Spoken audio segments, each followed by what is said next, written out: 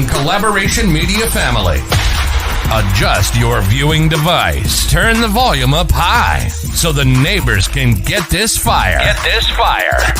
Tell a friend to tell a friend. It's time for the show. Authentic, inspiring, changing the culture, and normalizing kindness. The revolution is now. With your neighborhood counterculturist, it's the Counterculture Show. Please welcome. With your host, Al the Great.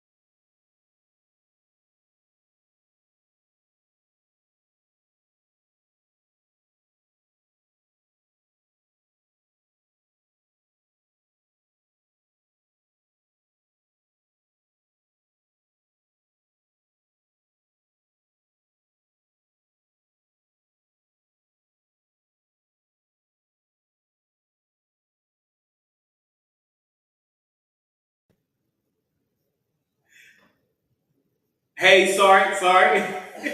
My audio wasn't on. So again, thank you all for joining us for the Counterculture Show. And this is a special episode, part of Counterculture Week. So I have two special guests joining me. I'll join our first one, Mr. Mims. Who are you, sir? Hello, how y'all doing today? My name is Kevin Mims. I'm an entrepreneur, business owner in Durham, native of Durham, and I'm also an artist in the city as well. Thank you. Yes, and he had some big things coming out, so just stay tuned. All right, good friend of mine, Mr. Faisal. How are you doing, sir? Fine, thank you. Thank you so much, Al. Good evening to everybody. My name is Faisal Khan. I'm a civil rights leader and a community organizer, focusing on our policies, how it's impacting our communities. Job is to raise the betterment of the condition of the people and to unite our country and to move forward with harmony, love, and peace, and standing up for justice. Thank you so much. All right, thank you both for joining us for this special edition of the Counterculture Show as part of Counterculture Week. So Counterculture Week is part of United Front Worldwide, which is a multi-organizational, collaboration that comes together to bring awareness to the mainstreaming of cruelty and shame, which we also, we see in the news today. So bringing awareness to this mainstream of cruelty and shame, which we also look at as inhumanity. And we want to join together to normalize kindness and eradicate inhumanity. Because if you look in the dictionary, humanity is defined by our ability to show kindness. So if we have decided that we are going to mainstream, shame and cruelty, are we going to become humans without humanity? So today is a special show. It is with the theme of Kwanzaa, and today is, Tuesday, which is Kujichagulia, which is self-determination. So I have two gentlemen with me today who have, exhibited all types of self-determination throughout their lives, and they're going to tell you about it. But the first part, first question I have for you guys, why do you think we need to unify to eradicate inhumanity and normalize kindness? I think unifying and to eradicate this issue is very important. I know when I was coming up as a young man, we had a community that you could go anywhere, and if there was a need, if there was a problem, or if you got in trouble, pretty much everyone handled it pretty much the same way. Because the village, which I like to call it, took care of its own. And I feel as though that we have gotten far away village Everyone is just so individualized on taking care of their kid or taking care of their family and things of that nature.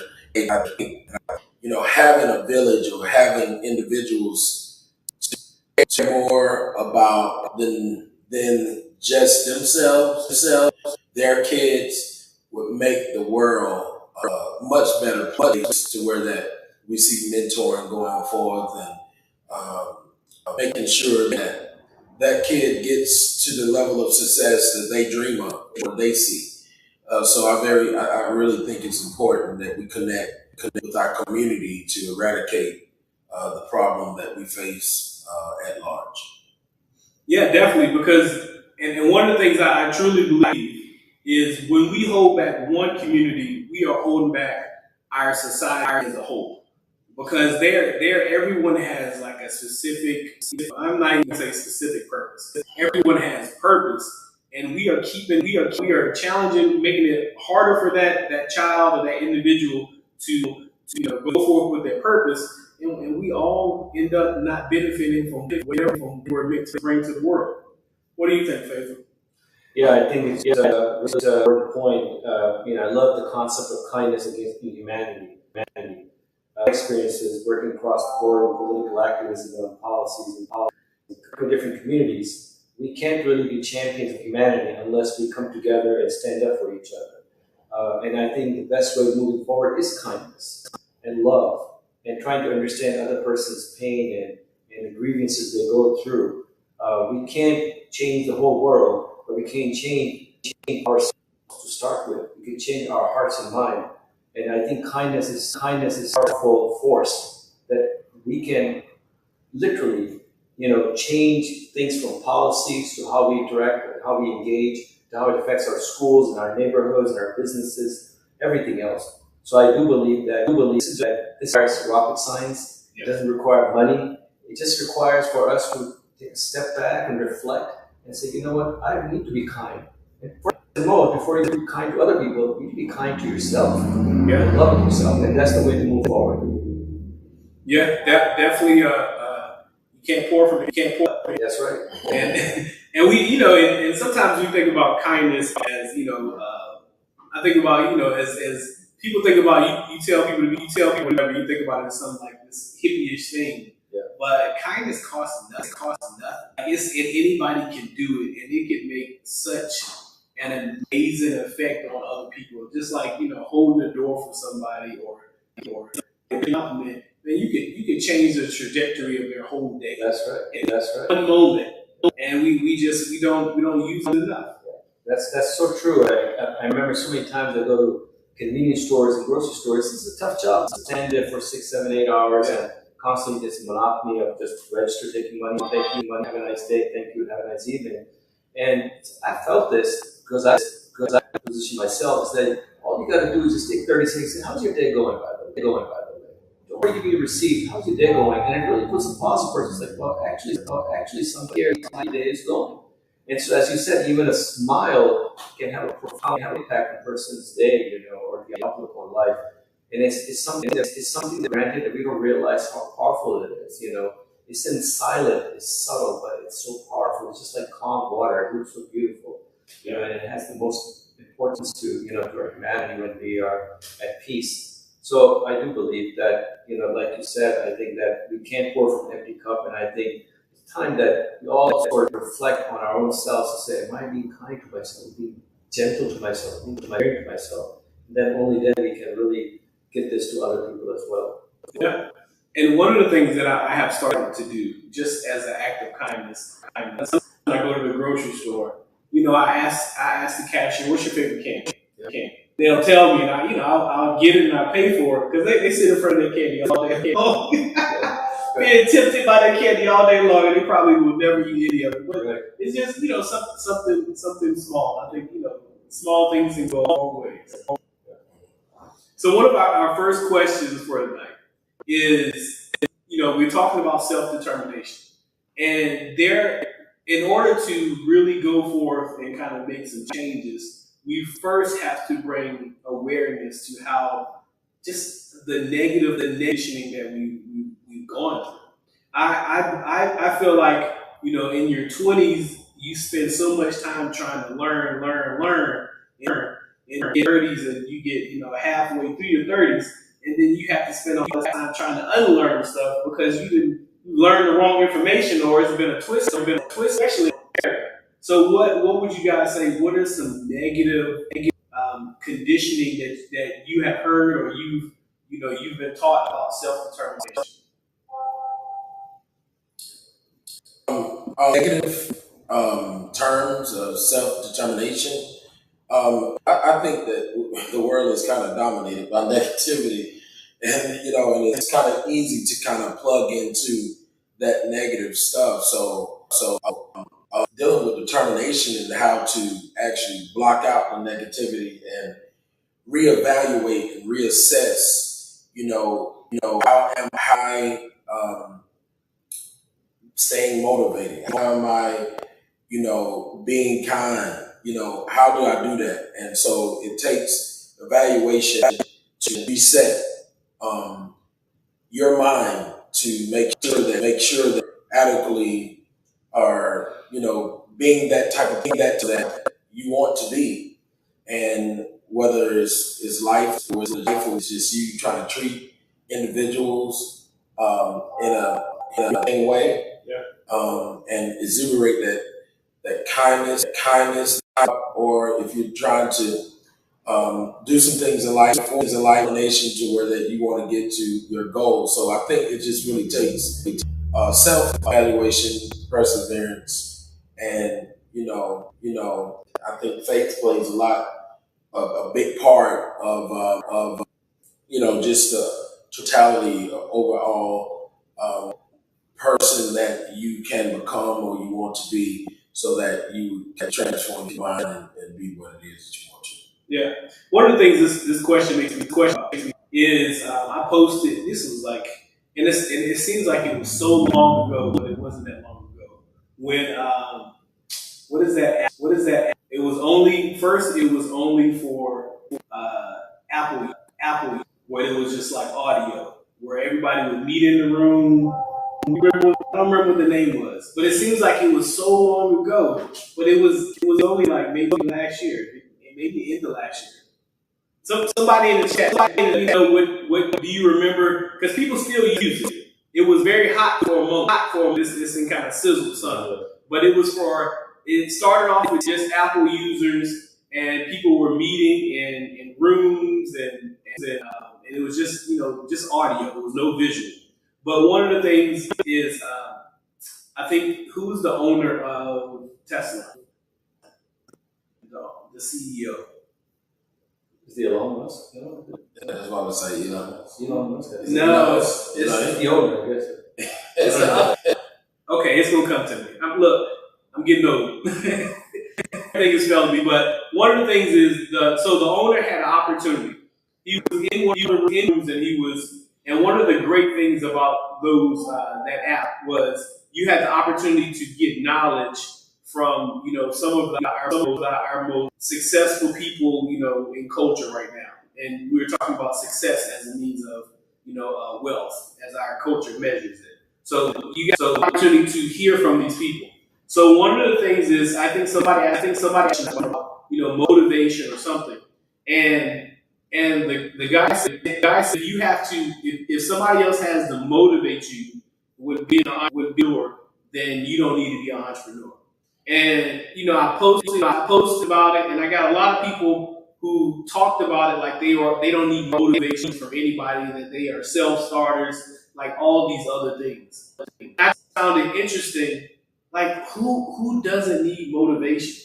Like, who doesn't need somebody to tell you that you can get it, you can achieve your goals or whatever goals? But just all these people is like, I can do it all on my own. I don't need any motivation. I thought that was just one of those examples, just negative conditioning. Negative conditioning about self-determination. Because you can do it, and at the end of the day, you're going to have to do most of it. That doesn't mean that somebody can't motivate you and give you a kind word, or that's not going to be helpful because it was rough. it is going to get tiring. A lot of things going to happen. It's just one of the things that kind of brought back to my memory. What do you think, Faith? Yeah, I think that as growing up, there was a lot of competition. In the classrooms, peer pressure about being the best you can. The sky's the limit. I heard all these phrases, growing up. It was all about more about being an individual, And I learned that I can't be complete unless my community is complete, And I am here, if you're talking, the brother was talking about faith. I believe that I'm a slave of God, but I'm a servant to the community. I really had to have this seismic shift in my thinking, my philosophy about life, and about giving and caring. And and it happened when I really was at the bottom, rock bottom, struggling and going through spiritual hardships and mental and psychological and financial. And it brought me to people that have nothing, but they have so much to give somehow. The love, the passion, that really moved me. That, how strong and powerful human spirit, So I think that self-determination to me was that I'm a part of this whole humanity. Like Jalaluddin Rumi, poet, Persian poet, said, he said that you're not a drop in the ocean. You're an ocean in a drop. So to me, that's been the idea that I build myself and people that are around me, and try to educate based on that. Because again, we are all connected, somehow. Whether we believe it or not, we are connected. So do something. It doesn't have to be too big. It can be anything. Like going to the convenience store saying, "What is your favorite candy?" Yeah. So I think that's really, to me, has been the thing, is that I say that I can still be competitive. It's good to be competitive, but it's also to lift my brothers and sisters around me. Because if I'm just in a race to finish the finish line, I want to come first, and there's something wrong in my thinking, and that's what I have to change. That it doesn't matter who comes first. We're all in this together. But even if one person's ahead, that thinking should be that we are all together ahead of this. Yeah. Yeah, I like that. And I think so often, when we think about self-determination, it is so much of self. Yes. It's not, it's not everybody else. It's I need to do it all. Right. The other thing that I think about when I think about just like the negative conditioning of self-determination is this idea of bootstrapping. Yeah. And we hear it so much in politics and just in just everything. Like you need to pick yourself up by your bootstraps and get it done. Stay up all night, do whatever. You need to be able to do this on your own. And it comes from it's connected to this idea of being self-made. And that is one of the words that just really brings me that idea of self-made. Like who in our culture can be self-made when you didn't pave the streets, you didn't create the infrastructure. Like somebody gave you an opportunity, made it easier to get to your shop or something. Like who can actually be self-made? Like so, it's just all these things, and I'm sure you guys, have heard too about bootstrap. Like, do you feel the same as that is a part of that negative conditioning that we've experienced? Yeah, I mean, I think it's like it's kind of like one of those terminologies like lacing, like by the boots or whatever. Do whatever you got to do to get where you have to go. Yeah, I feel like it could be a negative, but some people had to do what they had to do to get to where they had to go. And I know as far as like me, I have experiences that I've had before, and so some of it brings motivation, but at the same time too, it can bring that self like made type of mentality to where that I can't work within the I micromanage, or I'm the boss, of everyone, and I think that is a negative narrative that we tell, because no one gets anywhere themselves. Yeah, but I feel like so much of that, when people think like it just means that like you're supposed to do it on your own. Right. Like you're not supposed to have any handouts, nothing. You're just supposed to do it all on your own. Yeah. if you running a business, you're not funded. Like you supposed to, work 3 jobs and your business and then build it up to be, this multi-million-dollar thing. Like, and you're right, and I think it's a few different terms of bootstrapping because, like, it could be like, hey, I saved my penny to fund my business. Yeah. But I understand exactly what you're saying. Like, hey, I did this alone. I don't want no help. You can't tell me nothing. That's really a bad way to look at things because, like, especially like the service industry, you don't get anywhere by yourself. People that patronize you literally support you so that you can, make the currency that you do make and, change your community. One of the things that I have seen as being a Black entrepreneur, as I've seen other entrepreneurs, other Black entrepreneurs, and they leave their job to become an entrepreneur, and they end up exchanging one job for another job that you spend 100 more hours doing, because of this idea of kind of self-determination, not knowing how to really grade that business, how to increase that business, and be able to know how to outsource and know when to outsource and when to get help and how to accept help, because you keep everything up here. Like, you're not developing a plan to be able to get assistance. And this is something I have personally experienced. Even doing this week, like, if somebody comes, you have this idea of self-determination that is supposed to be me so much that you don't even know how to give somebody information when they put out their hand. So it's a very interesting. Yeah, I think it's a really interesting thing to me. I think that it's good to focus on yourself, to develop yourself, to grow, to evolve, to transform. That time process never stops. But something like you said, you're self-made, right? From the time you're born, even your mom and God made you, a spirit in your body, it's a soul, and you come out, and the first person to really receive you is a nurse or a doctor. I mean, even if you're born at home, there's somebody carrying you, as your mom is trying to recover from all the difficulties she has to go through delivering a baby. So, there's so many lives that touch us that we're not even from schooling, from all around. And I think we can still focus on ourselves developing and getting better. It's also about giving the community, but it's also about gratitude. It's also about really being feeling grounded, because it's very easy to get carried away. Like, I did this. This is because of my work. And that's arrogance and that's ego, and that's so dangerous. Everything that we are talking about, kindness and love and compassion and empathy.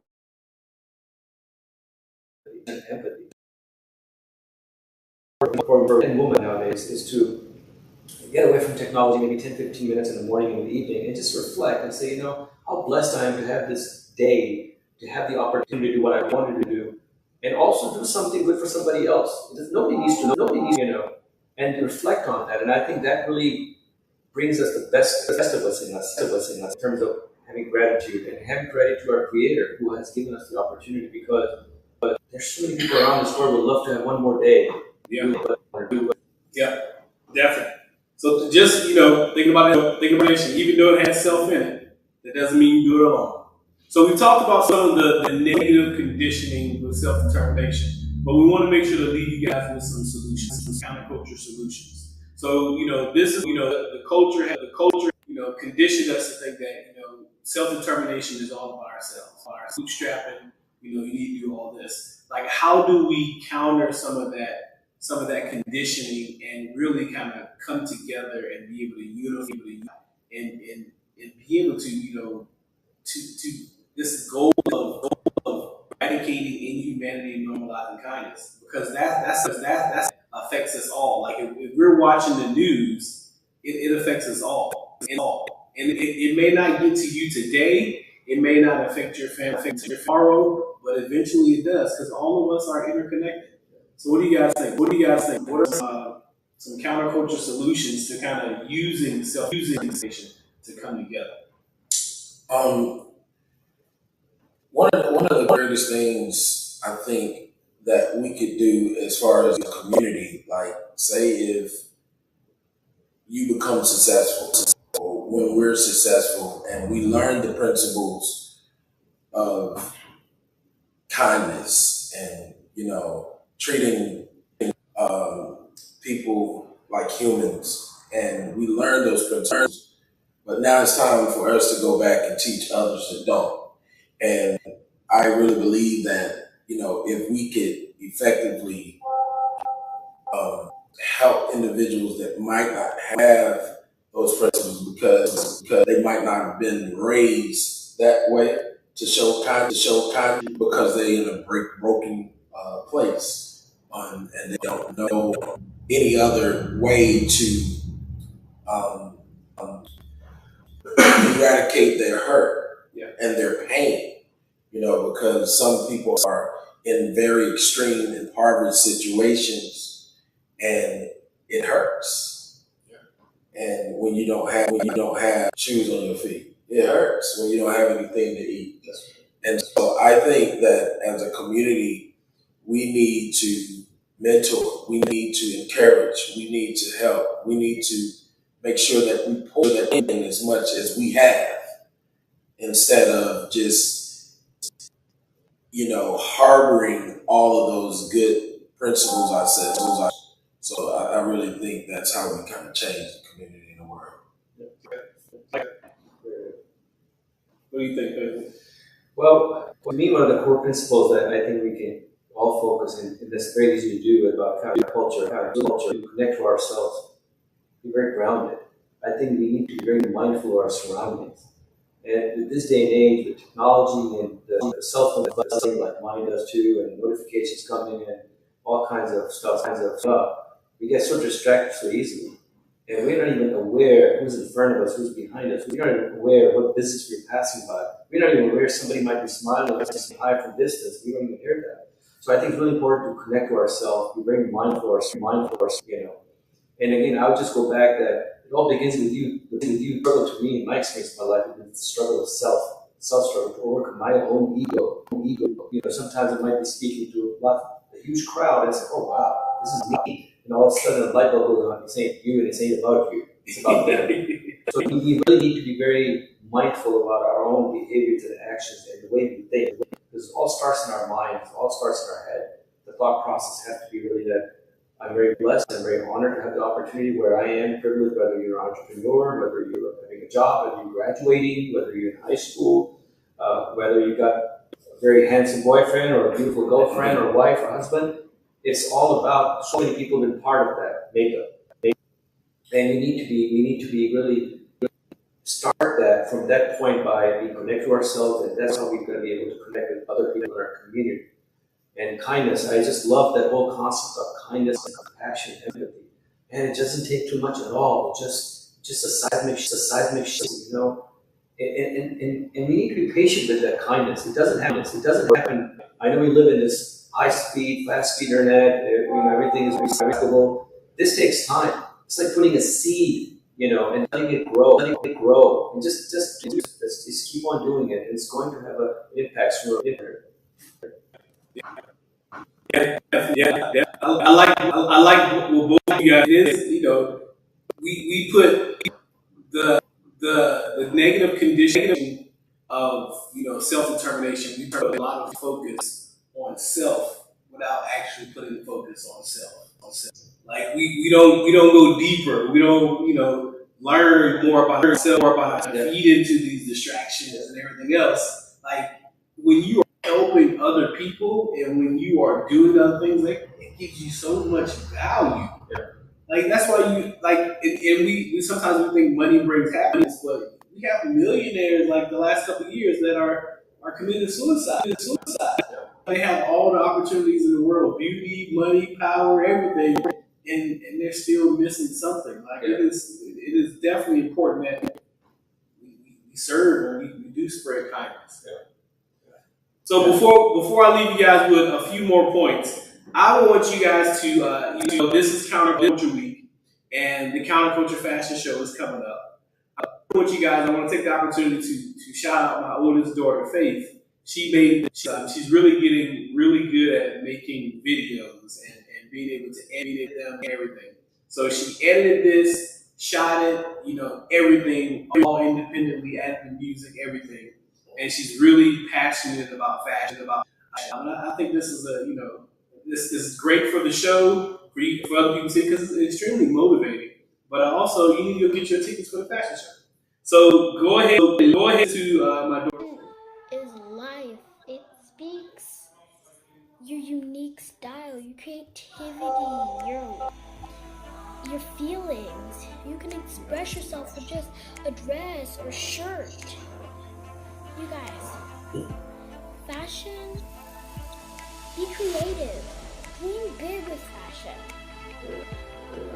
I was in my first fashion show with my dad. I just thought I'd be walking down the aisle and wear this clothes, but no, it put pressure on me. It's like this meant the life if I'd go on living. But when you step onto that stage, you feel amazing. It gave me confidence. Like, as soon as I stepped on there, I wanted to do it again and again and again. Just repeat until I couldn't stop. But now I'm in my second fashion show. That first fashion show has taught me so much. Fashion means your style, creativity, your uniqueness. So be fashionable. Be yourself. Don't try to be nobody else. Be you. Hi guys, I hope to see you at my second fashion show. It is on May the 28th.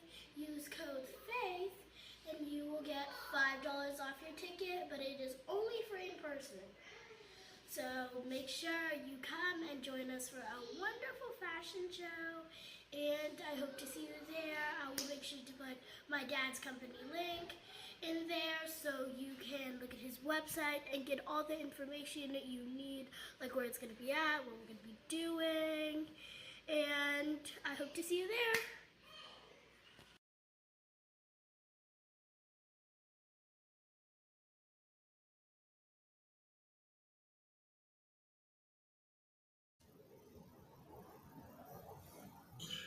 And shout out to just the younger generation, like taking over.